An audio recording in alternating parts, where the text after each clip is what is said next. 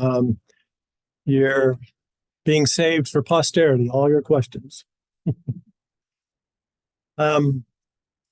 Okay, so memories, very powerful module. You've all seen classes on memories before. And so the simple use of it is pretty easy to follow. But there's a lot deeper stuff that I wanted to go into today. And I guess I better give myself a handout, since that's my help. And I've even heard some questions come up before that that I think we can answer today. Brother Merrill had a question last week or the week before.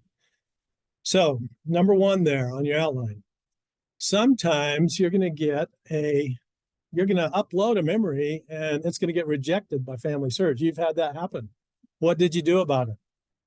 I apologize profusely. You did? Well, That's it was a certificate.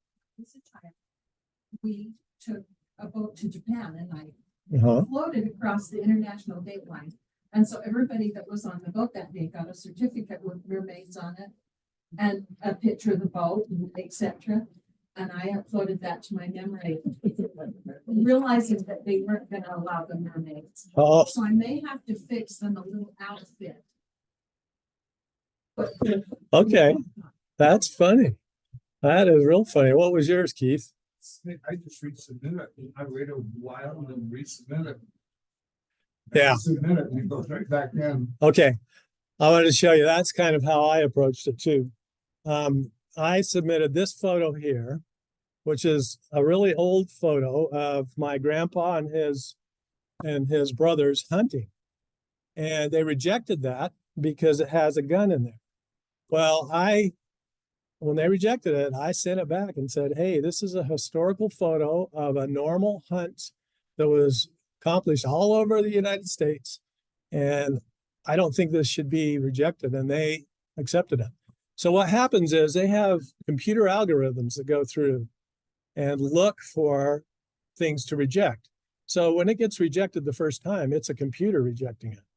Then you appeal and send it back in and say why you think it belongs there. And then a person has to look at it. And I don't think you're ever going to have any trouble with. In writing, or you call them? No, I just hit the the phone number to FamilySearch and found an email address to report it. And I got an immediate response saying, yeah, this is fine. I don't know why I was rejected. Because it was a computer that rejected it the first time. So don't give up. I mean, this is a valuable photo to me, and to have it rejected by a computer, when I say I want it there, I'm not going to let no computer drive my life. Okay. So we're going to go over some things in here. If you hit memories on the top line menu, notice that you get 4 options: overview, gallery, people, and find. And if you forget anything we say today and need to go review it, if you hit overview, they have some really good instructional things in overview. You have to scroll down past this first thing, and you're going to see how to organize your pictures by topics, how to create a slideshow, how to share an album, how to see more people from your family. We're going to go over each of these, and then bookmarking important memories, let your memories be seen, and enjoy your family memories in one place. So there's quite a bit of instructional things there that I think would be useful to you. So the first thing I want to do here is I want to search by topic. So I'm going to go to memories and go down to find. Okay. Now this is quite fun because this is not limited to your own memories. This is everybody that's uploaded any memory that has made their memory public. So by default, any memory you upload is public and can be seen by anybody. That's one of the big misunderstandings, is that since on FamilySearch tree, You cannot see living people except unless it's your own account. Other people can't see living people, but other people can see your memories unless you specifically marked it private. And it's going to be public unless you specifically marked it private. So, for example, I want to, I think I used the example Dust Bowl in your handout. So my mother was born during the Dust Bowl of the 1930s in Kansas.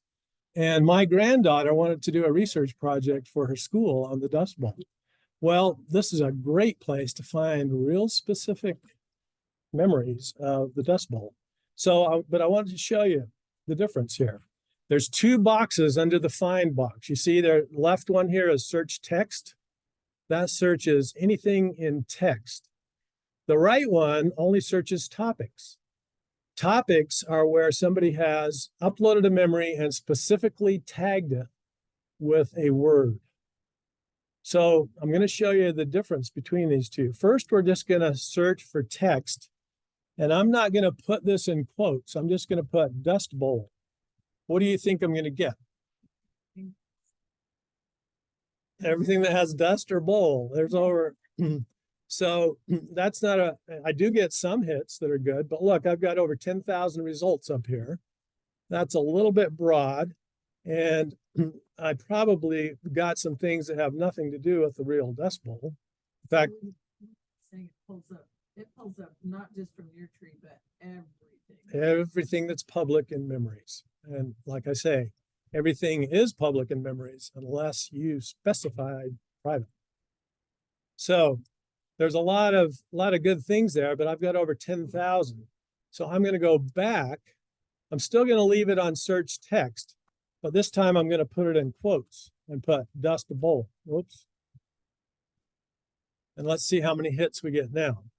I only have 235 results now. So that's much more narrow. And I can look for whatever type I want. If I only want photos, I'm going to unclick stories, documents, audio, and albums and do a research. And now I'm only going to get pictures of the Dust Bowl. And there's some pretty amazing ones. But if I want to find stories that my daughter could implement, I could just click on stories and I'm going to find different things. If I wanted just documents, of course I could do that. Now, if I wanted to hear somebody tell their experience with the Dust Bowl, then I can hit just audio and click on Dust Bowl, and there's 3 right there that can actually be listened to. Can you tell us what you remember about the Dust Bowl? Okay, so you can fine tune your results by doing that. So that's just using the text search. Honestly, you're going to find most of your answers. You're going to find, now it is. You're going to find most of your answers in the text search because most people do not tag their memories. And if it's not tagged, you're not going to find near as much under tags, topics. So I'm going to put in Dust Bowl over here, but watch something unusual. If I put it in quotes now, I put the quote mark there and I get an error immediately. So when you're searching in topics, you can't put quotes around it because topics are phrases. So the Dust Bowl is going to already be a phrase. So I'm going to put in Dust Bowl without the marked here, and I only get 3. So only 3 people out of all those Dust Bowl memories that were uploaded, only 3 people actually tagged it as Dust Bowl. So you can see that you're not going to get near as much from this, but you are going to get some things. And you get way too much with the search text. So you've got to find the happy medium by filtering it through the type of memory that you want. Any questions about that? Is there anything you'd particularly want to search for just to see if there's anything in memories on a particular topic? or, I don't know if it's York, Utah. I York, don't know Utah? if it's called Old York or just York. Okay, let's search for York, Utah. There might be a comma in there, but it should find it anyway. York, Utah. Yep, there's 6 results. Right. New York, Utah. That says here. Those 2 say New York. This house that John Wesley Topham built is in New York. That's my grandpa. That's your grandpa. See, and so you just found something that you'd never seen before? And it was contributed down here by Linda Belliston Boning. That's your cousin. So see how useful memories can be, even if you're not the one who posted them, because you're going to find things. So very good. Thank you for that. Good example. You were a plant in our class today. So can she, since it's share that particular memory? Well, can it's she already move there. that to her memory? She could go here to actions and download it. She can. She could also go over here and share it by copying this link right here or posting it directly to Facebook. Because it's public, so he can do anything with it except what Brother Merrill wanted to do last week, which is to add an audio comment to this. But I'm going to show you how you can even do that today. Yes. I gotta tell you, a funny story. I was watching this old movie with, it's black and white with William Holden, and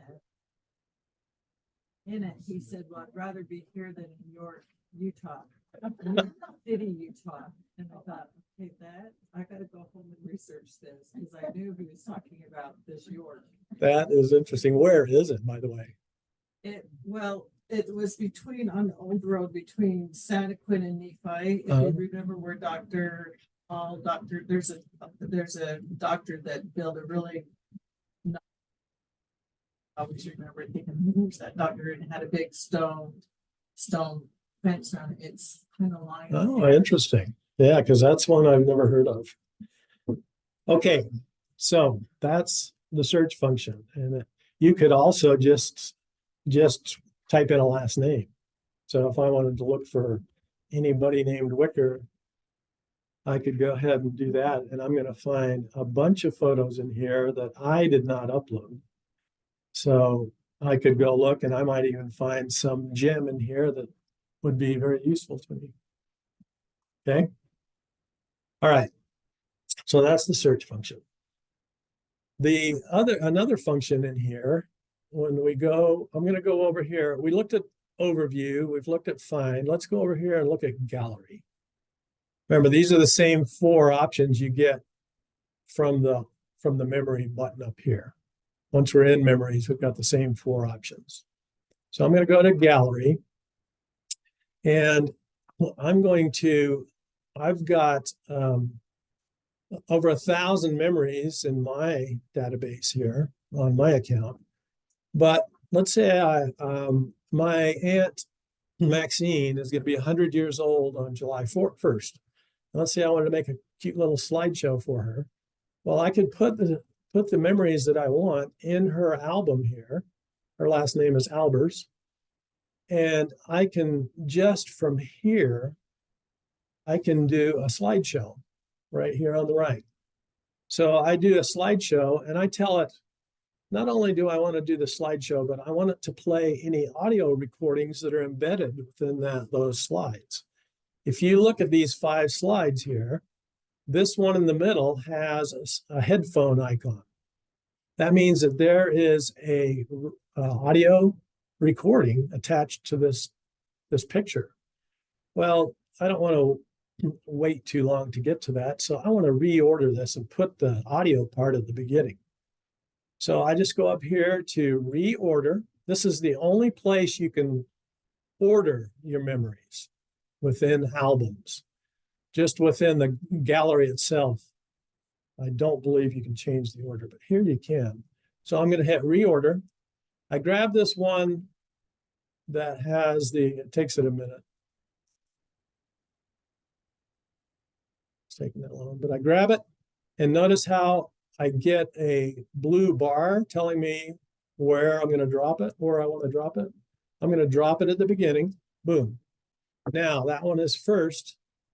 And I go over here and save. And now that particular one comes first. So I hit slideshow now. And I can tell it to play the audio recordings or not to. I'm going to have it play it. And I'm going to play the slideshow.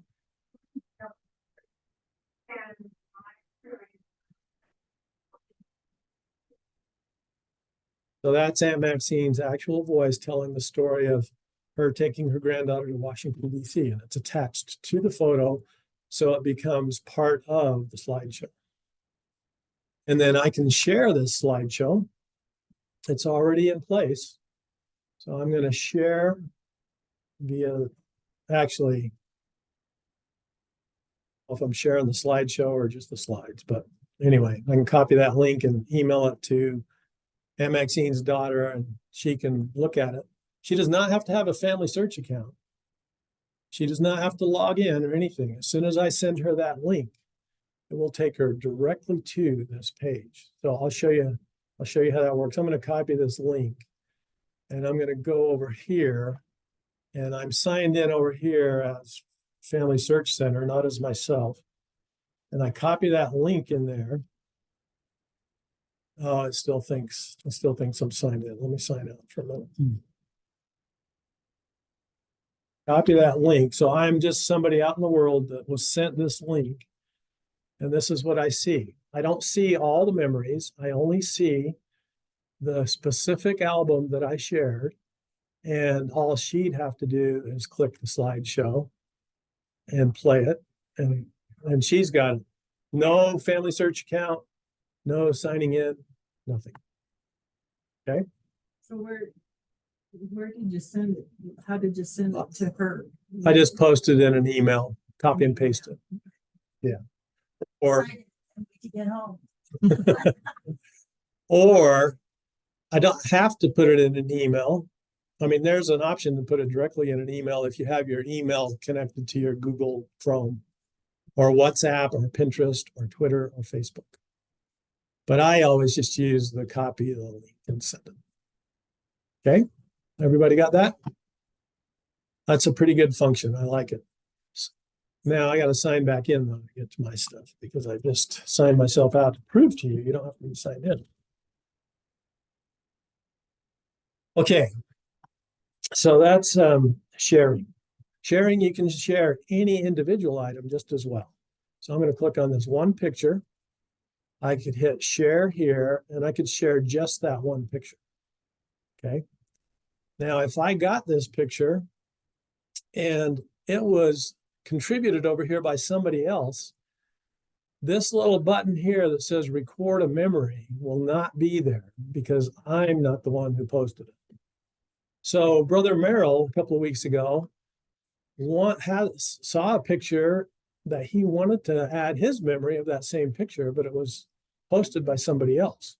So what would you do in that case? Would go to right over here on the right-hand side. There's an option to add a story. Now I got to find a picture that I didn't post so that I can prove this to you. So let me go back to find. Where's my find? There it is. I'm going to go back to find, and I'm going to find one of those Dust Bowl memories for fun that I didn't post. So here's a very small, I don't know why somebody would put that up there, saying that he lived, that Fred Hines lived in Oklahoma during the Dust Bowl. I want to add, let's find one of the pictures. It'd be much more interesting. Dust Bowl. Okay. There's a picture. Okay. Now let's say I lived during the Dust Bowl and I want to comment on this. I could either just go over here to stories and add a story. Notice that this was not submitted by me. So I can go add a story. And it gives me the option to add a title to my story. I was there. Okay, I'm not gonna save this, so I'm not gonna mess up this guy's memory. But now I want to make an audio input to this, but it doesn't give me that option.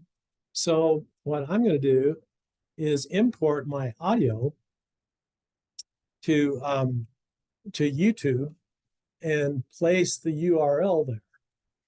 So let me go over. You can each have your own YouTube channel. Did you know that? And you can upload audio or video and put the URL in there. So I'm going to go to my YouTube channel and I'm going to, if I wanted to create a new audio, I would just go live and I would start talking here. So let me get it there. Okay, so I am, oh, okay, never mind. We won't go live. Here's a better way to do it. We're going to go to, you can download, I wrote on there, go look under, let's see, it's on the back. Go to step number 8. C is what I'm talking about. And the first subtopic is to download free Audacity. So Audacity is a program that is free to record voice only. So we've actually, I think we already have Audacity loaded on this computer. But that's how it's spelled, Audacity. And I guess we don't have it loaded on this. But anyway, it looks like this. This is a set of headphones with the voice in between the 2 ears. And all you have to do is hit the record button on your computer, say your memory, save the file, and then you can upload the file to your FamilySearch. So this is all on there, but it's a little bit complicated. But so I'm going to go say that I already uploaded my file onto FamilySearch, and it is this. We'll find just an audio file here. Oh, I'm sorry. I'm in the Albers. I'm going to go to all my memories up here, filter just the audio, and you can see I've got a bunch of audios here. So I'm going to click on this audio that I've uploaded that explains my memory that I want to post on someone else's picture. And I'm going to go to share. And I'm going to get this link right here.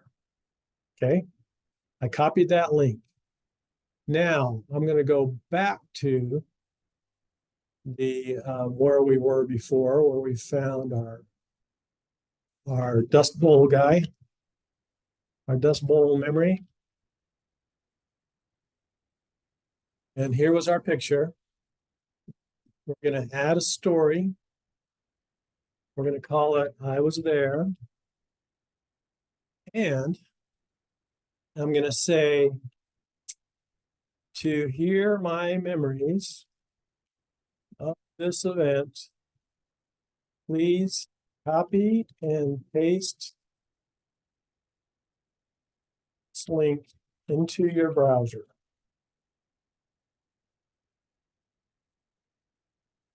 And I'm going to paste that link. Okay, now notice that link is just going right back to FamilySearch. But now when I save this, that is an additional story that's attached to this picture. Anybody that comes upon it says, oh, I want to hear that memory. So they would just select this link. It doesn't make it into an underlined linkable, clickable link.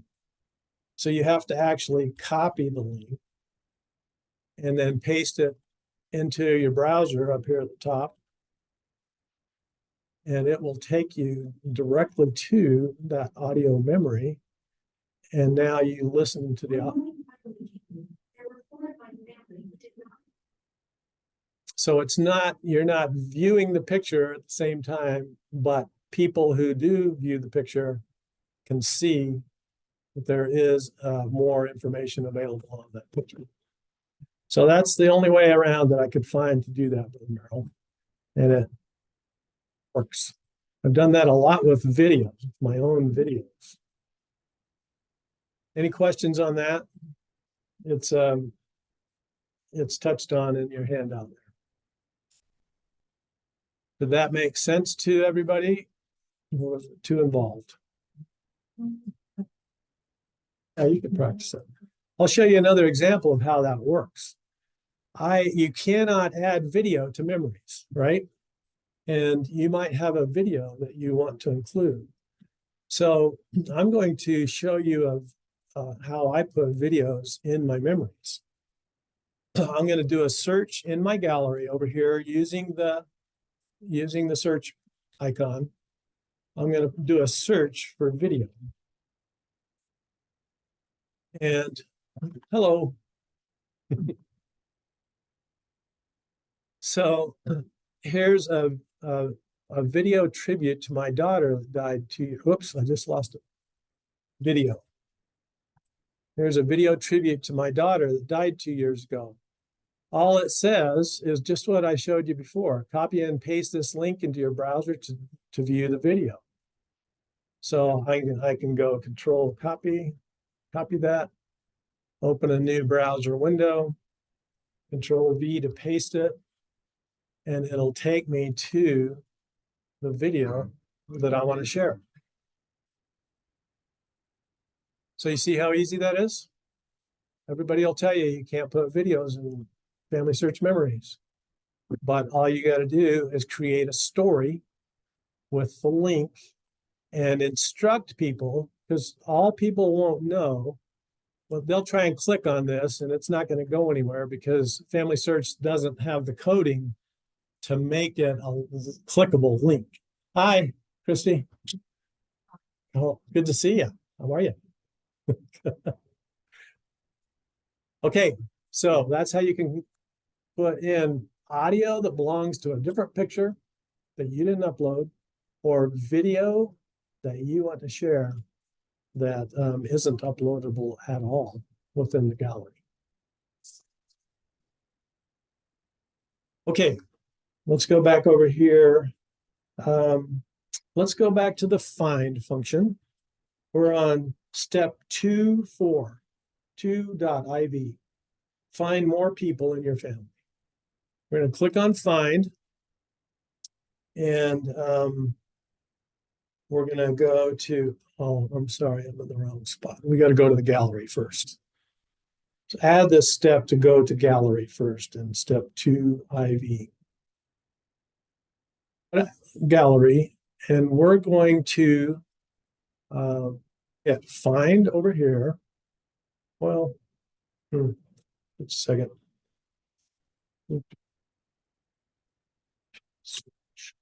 I'm going to go to the big find up there. Still just get that. Oh, it's under people, not find. There it is. Okay, under people, this is the one menu item that we haven't gone to yet. Step 2.iv should say people.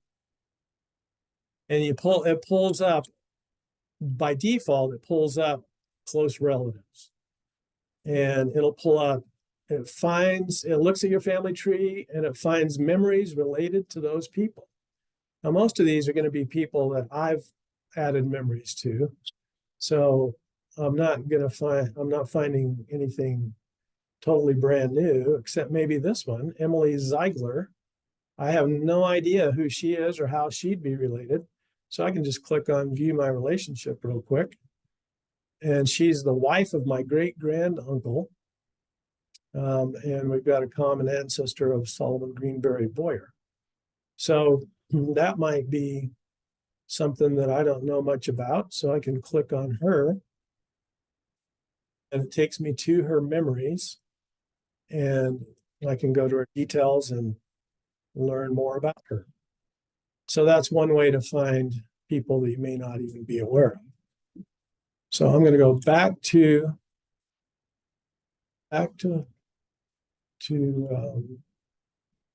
memories, people. And this time, after it populates all my close relatives, I'm just going to tell it, I just want to find people that are not attached to my family tree. You see that option there?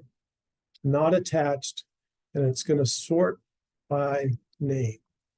Look at all these people that aren't attached. Well, there's a good reason why they're not attached.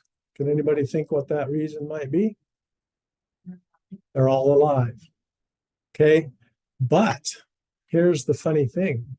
These are all people that are not alive, but they're only in my tree. So I'm not seeing anybody that's not attached that to the worldwide family tree that isn't in my specific tree, because we're not going to see them. They're not viewable. We can see their memories, but we can't see them. So here's a good example. Scott Simpson worked for my father-in-law, and he shows up in these ads for my father-in-law's Texaco gas station, really old ads. So he shows up in there. I have no idea whether he's alive or not, but he was still findable despite the fact that he's not attached to the family tree because he's named in a memory. So if I were to go back to the regular find here and type in Scott Simpson, that ad would show up, even though he's not even attached to the family tree, the worldwide family tree. So I don't know how far down it would be in this search, but I'll try something there. Oh, I don't see him. I don't see that ad. Did you see it? Oh, more memories loaded. It wasn't done. Okay, that's a lot to look at. So I'm going to try something to see if I can use a Google function, a Boolean search, it's called. Type in the word and in caps and add Texaco and see if that particular ad comes up. I'm not positive if it will or not. But so there's a guy in a Texaco uniform. So it is not combining Scott Simpson with Texaco like Google would do with that capitalized and. Just for fun. Let's go over to Google and type in Scott Simpson and Texaco and see what comes up.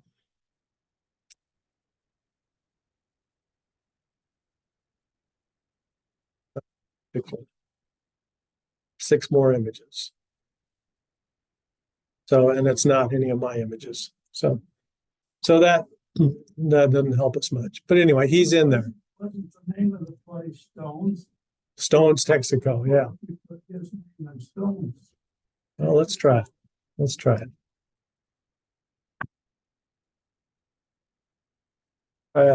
Yes, Stones, Texaco. You're not from Logan, are you? I grew up in- So you know Stones, Texaco on South Main. It's been a long time. Well, it's been gone a long time too, but I probably did. there it is. So it found it right there, the first thing. So yeah, Stones, Texaco was owned by my wife's dad all those years. So it works. I put both variables without the word and it found it, which is kind of weird. Okay, so there we go. Now, let's go back to the gallery. You just want to add a basic thing. Just hit the big plus, green plus up here. That's just basic how to add things. You choose the files or you drag and drop them into here. But notice how you have this Google Photos link right here, and you can upload directly from Google Photos if your photo is already in Google Photos. You just log into your Google Photos account.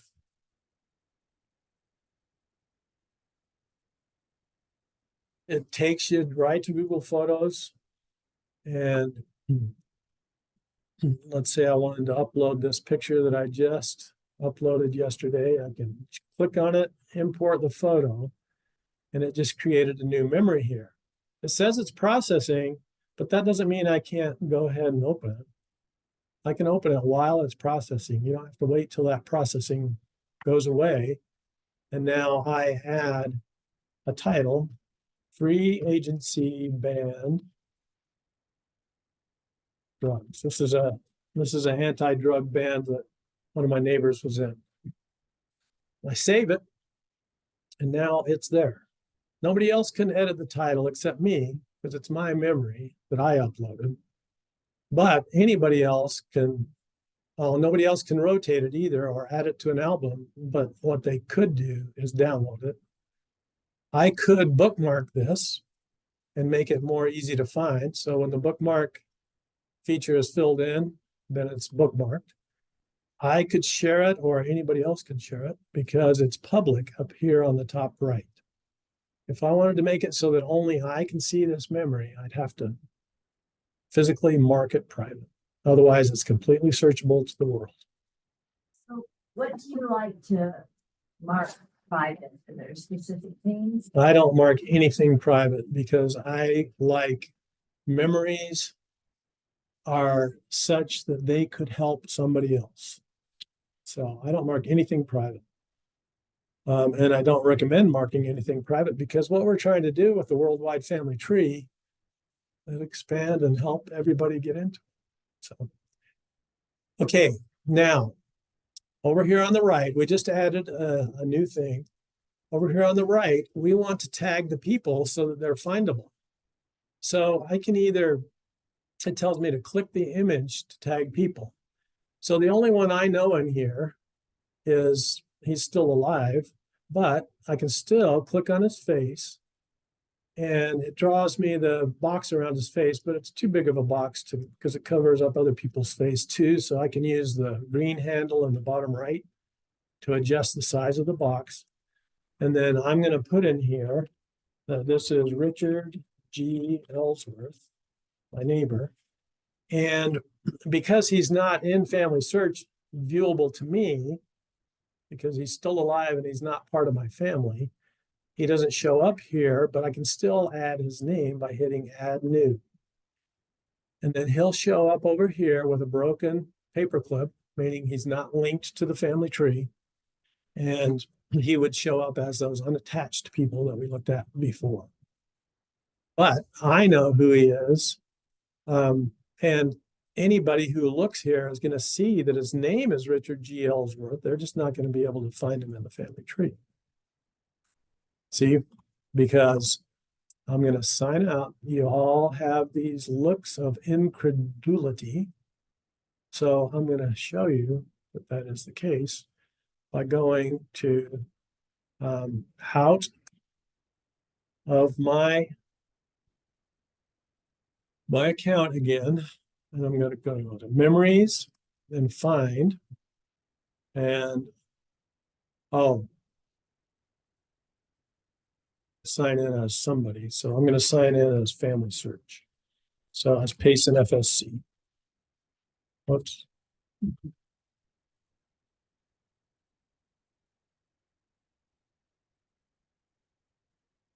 tell you the truth.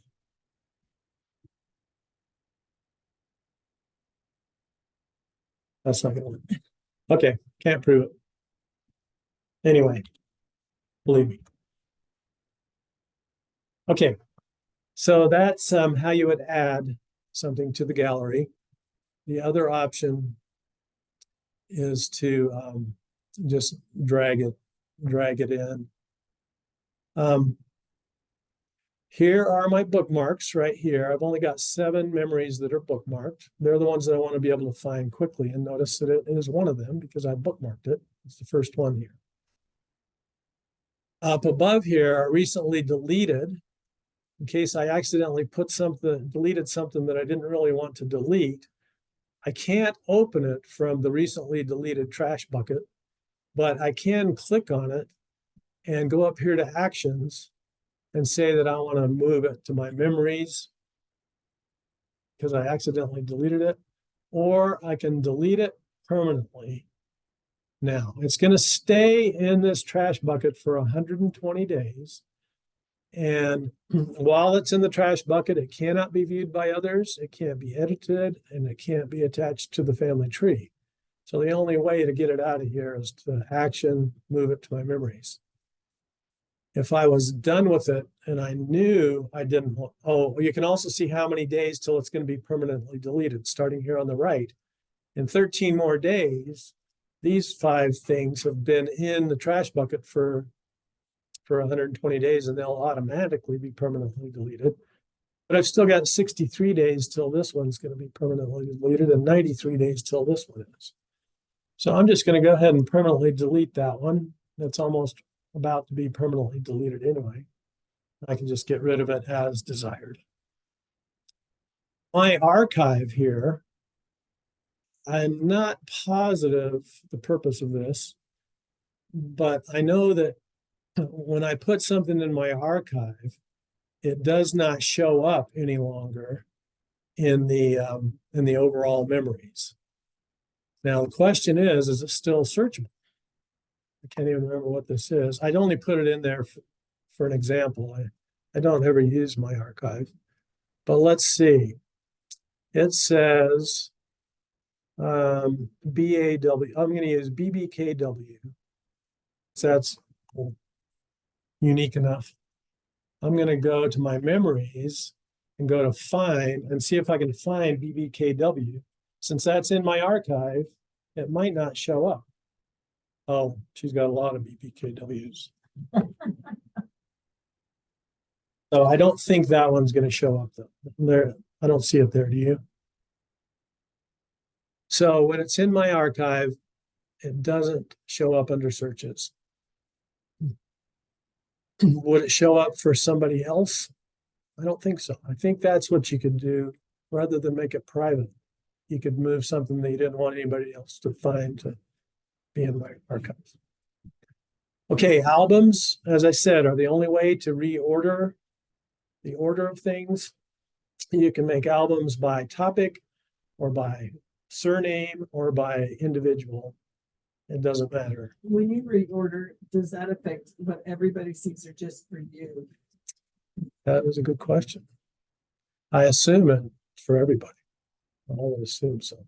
Yes, because remember, we already tried that.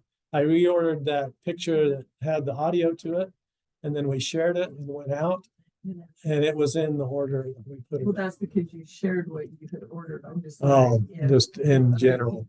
Just how it originally was. Yeah, I don't know if it matters, but that's a good question. The only reason I can think to reorder things is if you wanted to put things in a timeline, for example, or you wanted to, or you were going to share a slideshow that you wanted things in a particular order. I don't know, it's been quite a while, so Mm-hmm. the person that did that said they put a lot of their things in archives that's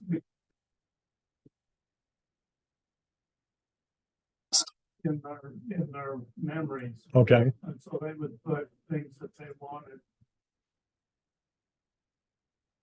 for themselves, no matter that's over into archives, and then kept their memories down to 20 or 30 or 40 or something. Well, They didn't have that great big scroll through to yeah. find something. I think there's a better way to do that though.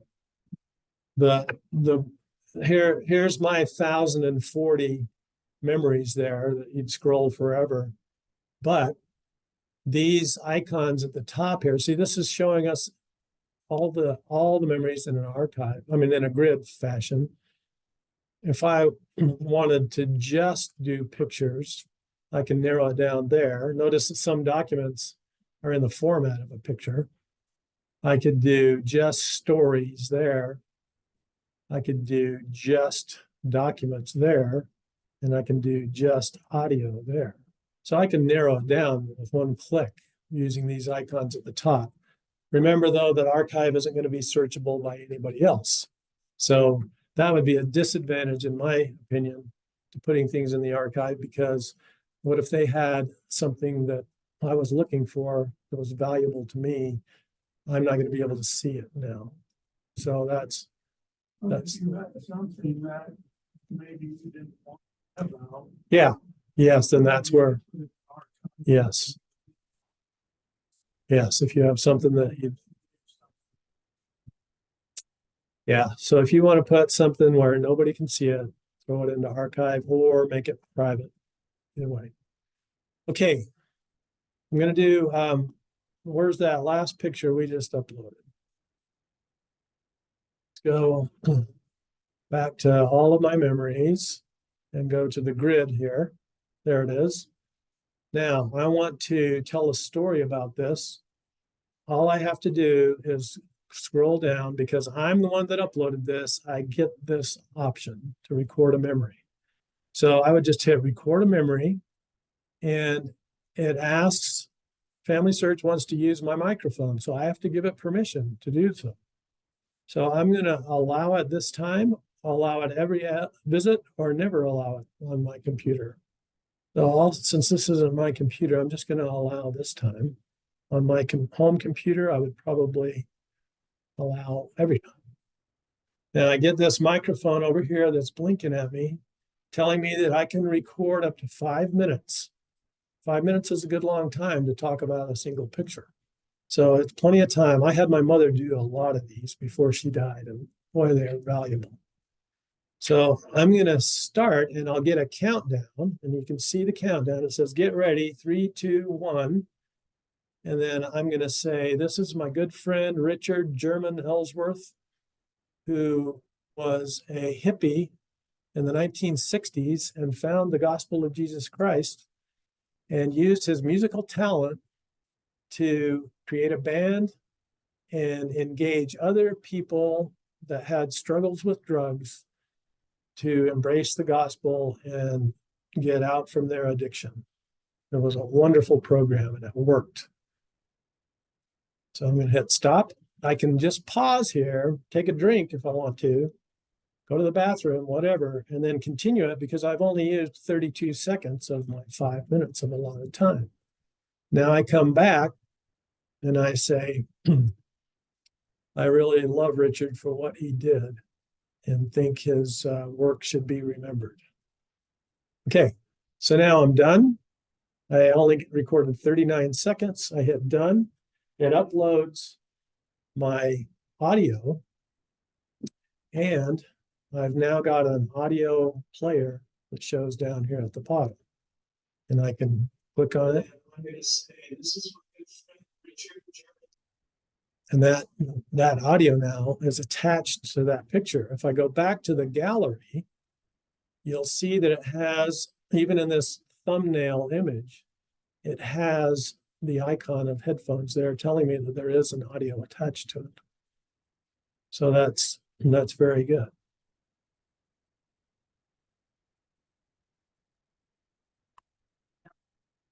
There with a lot of pictures. Mm-hmm. Is that using your phone showing your pictures? Yes. It was more with your phone and not. Yeah, I used the FamilySearch app on my phone. I uploaded the pictures before I went to visit her. And I took it, showed her the picture on the app, handed her the phone, and she talked about that picture. And I'll show you some examples. Using Audacity? No, that's just using FamilySearch app. Same thing. Yes. That what I just did. Yeah, you can use a computer or a phone to do the exact same thing.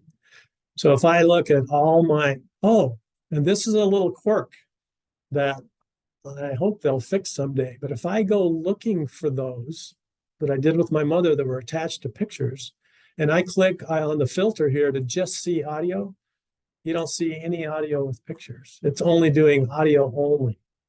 So I have to go find. So what I would do in this case is I'm going to go find my mother.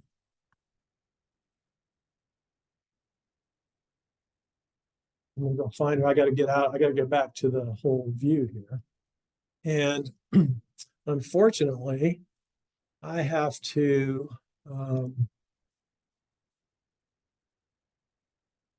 I'm going to just have to scroll down and find them.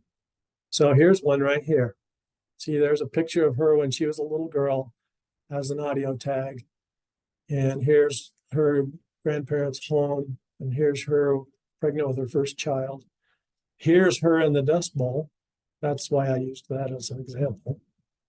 Her with her parents. So I can click on any one of those and I'll see the audio player down here. So here's her memory of the Dust Bowl.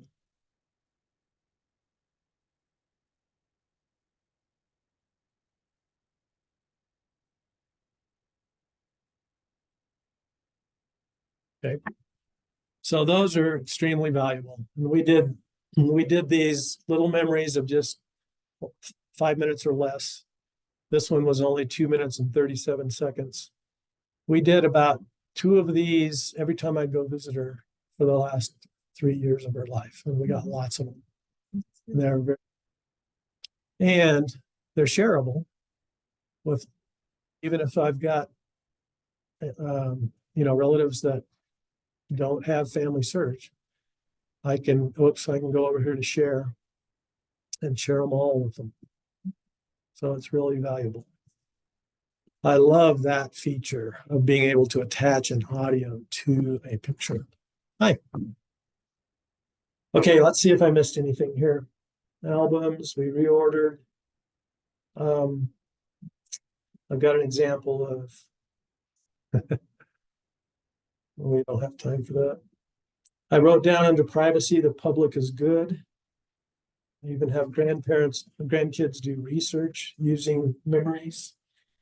Naming. Oh yeah, I do want to mention naming. So right here, let's go back to our gallery, the one we just did. Oh, that wasn't it. Get back to blah, blah, blah. To get rid of my search here. I got to go back to find up here at the top. Okay. And now go to gallery. I should get rid of it. Okay, so here's the one we just loaded. And notice that I put in a title without a date.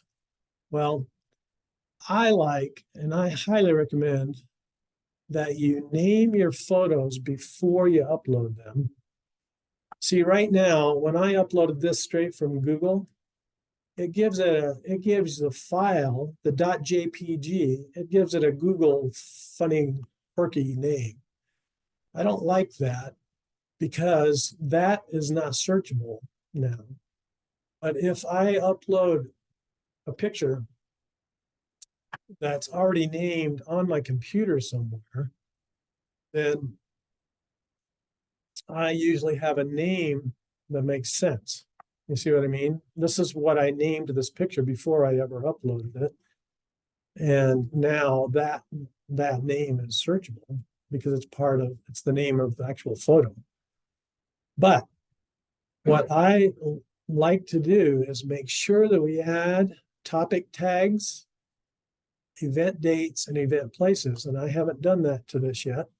So I would hit add topic tag, and I could add a topic tag separated by commas, as you see in the example there.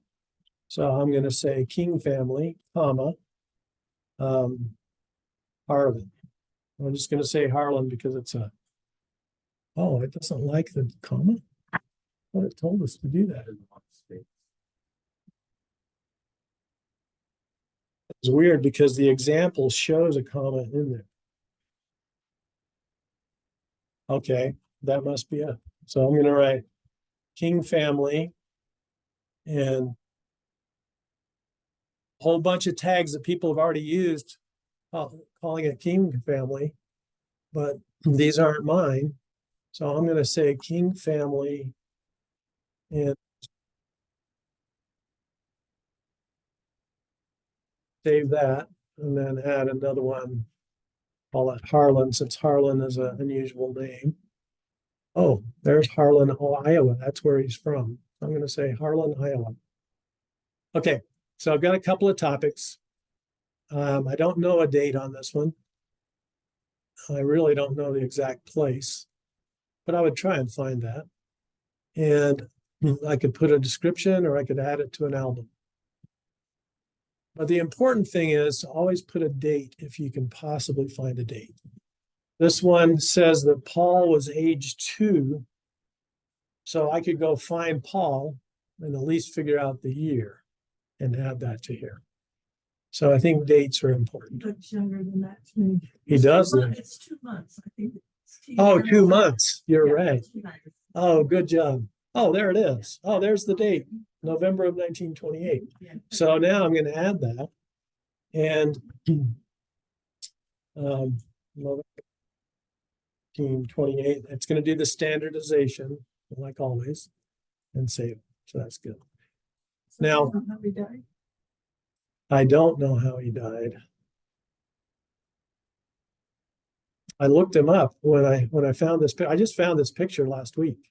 It was in my mom's stuff that I'm still going through. And I looked him up and I did see that he died very young, but it didn't have any annotation as to how. So my personal preference on naming anything, whether it's a document, a photo, or anything, is I always name it by year, month, and day, if you have the day, so that when on your computer at home, things will sort by timeline.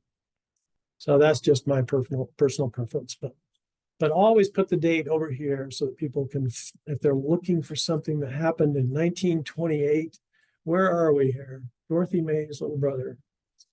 I could go find out where he died and I would want to add the place. So, okay, I think we got caught. This is called metadata, by the way. Everything you add over here on the right is called metadata. And metadata just helps categorize and makes things searchable much better. So as much as you can add here is better. All right, audio. We did that. Okay. Now, I'm just going to show you one last thing. We got 2 minutes. And this is just for fun. This isn't something that you might want to do, but I love doing this kind of stuff. So I did a story that was written by a relative about the big tornado in 1955 that killed my grandparents. And she wrote up a story about it. Well, I didn't want to read the story. I wanted to add audio to it, but I didn't want to read the story because I'm a guy and she was a girl. So I used a little program, and there's lots of them out there. There's more and more all the time that allowed me to have a computer girl read it. So it sounded like it was her. And this is called Night in Udall. There it is. 1955, May 25th. Well, they were my mom's grandparents, my great grandparents. So I had this computer read it, and it came from a September 1957 Kiwanis magazine. And I had the computer read it instead of me. When morning finally came, there were 4 of my family who did not sit down and breakfast, and they never would again. And added that as the memory.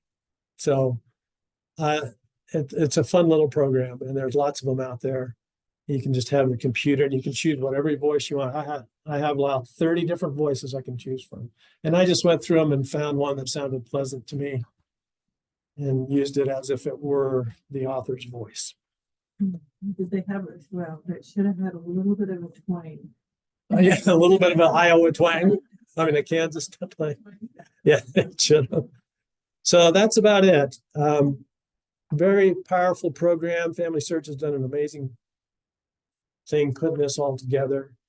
And I just want you to remember, don't accept it if they reject your memory, because that was a computer that rejected it. Now, if they come back and you resubmit your mermaid and a person says no, then that might be a final answer.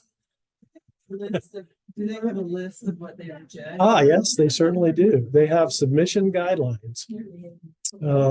This page that shows up. Let's see, under memories overview, I think it is. I don't know where it is, but what I do in these cases, if you go to a specific website to try and find something specific, you have to know how to drill through it. So you always go to Google. Google knows everything. So I would say, family search memories, submission guidelines, and then I don't have to poke all the way through family search to figure it out. There it is. What rules apply to uploading memories right there. See how much easier that is? Google is the way to do it. And it'll tell you, can't be commercial, has to be relevant, can't have vulgarity or profanity or politically incorrect names like never Trump. Can't be an expression of hatred, demeaning words, or religious beliefs. So anyway, About babies. I don't know. That is a good question. I think I do have a picture of my mother-in-law in a bathing suit. Well, if it was in there for a lot of time. It rejected a picture of my grandfather hunting with his rifle, but I appealed and it was approved. See, I put in a picture of my grandfather and he had a gun in his belt and a bottle of whiskey at his feet and it's never. And never rejected it. Yeah, so interesting how the algorithm More works. flexible now. I think they're more flexible because there are things they're not rejecting that I put in. Okay, good. Good. Any other questions or comments before we wrap it up? Okay, thank you very much. Thank you. Thank you. You recorded it, right? Yes, I did.